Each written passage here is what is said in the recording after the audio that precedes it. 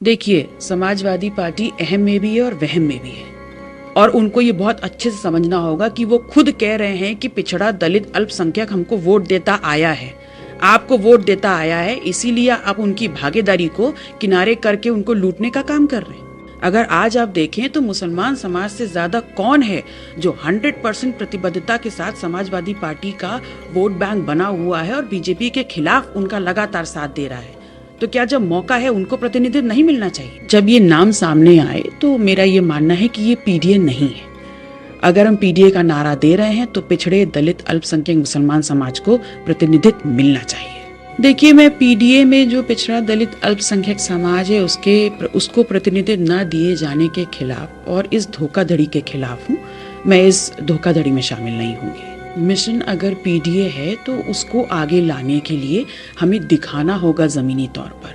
हम सिर्फ उनको वोट बैंक की तरह या उनको क्षेत्रों में रगड़ने के लिए और लड़ने के लिए नहीं छोड़ सकते। अगर आज आप देखें तो मुसलमान समाज से ज्यादा कौन है जो 100% प्रतिबद्धता के साथ समाजवादी पार्टी का वोट बैंक बना हुआ है और बीजेपी के खिलाफ उनका लगातार साथ दे रहा है। तो क्या जब मौका है उनको प्रतिनिधित्व नहीं मिलना चाहिए?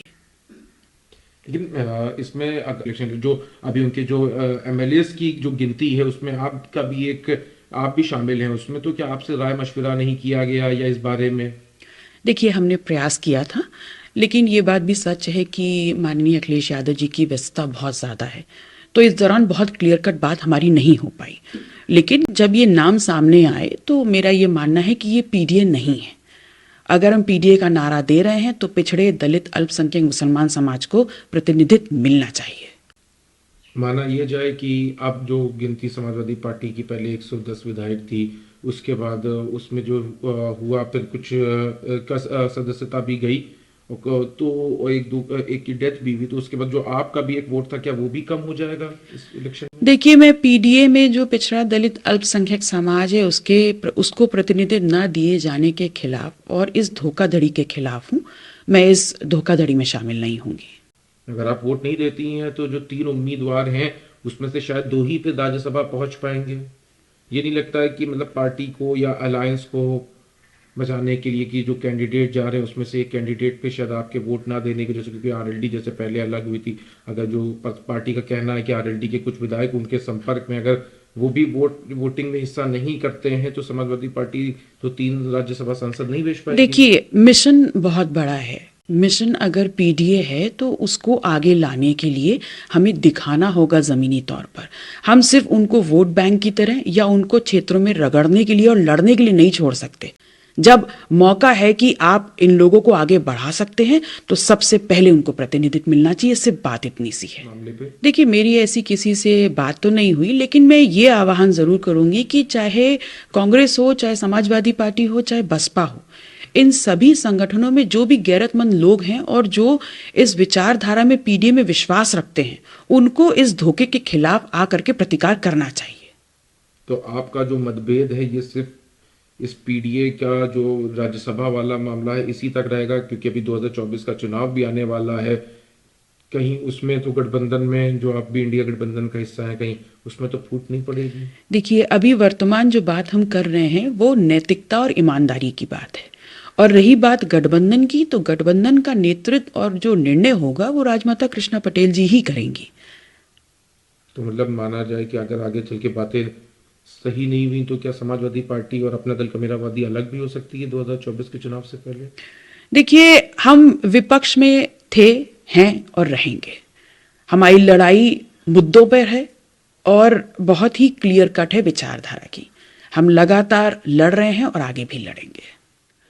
देखिए, स्वामी प्रसाद मौर्य जी से लगातार मेरा संपर्क बना हुआ है और सामाजिक न्याय की लड़ाई लड़ने वाले एक बहुत ही कद्दावर नेता हैं वो।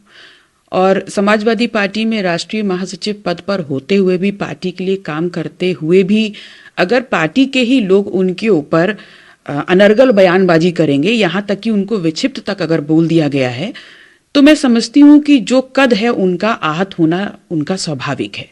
और हमें इस बात पर जो है लगाम लगानी होगी, स्टॉप लगाना होगा कि अगर हमारे पार्टी का कोई ऑफिस बेयरर है, पद पे है और उसका एक बहुत बड़ा कद है और समाज में एक प्रतिष्ठा है, तो उनके खिलाफ जो अनर्गल बयानबाजी है उस पर स्टॉप क्यों नहीं लग रहा है? कौन करवा रहा है इसको? तो हमें क्या सिर्फ सवर्णों का ही वोट चाहिए? हम पीडीए का नारा दे रहे हैं और पिछड़े दलित हमारे मुसलमान समाज के जो नेता हैं उन पर तीखी टिप्पणी हो रही है, उस पर कोई लगाम नहीं है। ये होना चाहिए पार्टी में। देखिए, समाजवादी पार्टी अहम में भी है और वहम में भी है, और उनको ये बहुत अच्छे से समझना होगा कि वो खुद कह रहे हैं कि पिछड़ा दलित अल्पसंख्यक हमको वोट देता आया है, आपको वोट देता आया है, इसीलिए आप उनकी भागीदारी को किनारे करके उनको लूटने का काम कर रहे हैं। आप भागीदारी सुनिश्चित करिए, क्योंकि आप उनका वोट क्लेम कर रहे हैं। भागीदारी सुनिश्चित करेंगे तो आगे और बड़े बड़े मंजर आएंगे, हम लोग देखेंगे। वोट क्लेम करने की बात से ही आपने अपने वोट को पीछे रखने की बात कर दी है राज्यसभा चुनाव में। अगर समाजवादी पार्टी इस बात से नहीं खुश हुई और आपके ऊपर अगर कोई एक्शन लिया गया?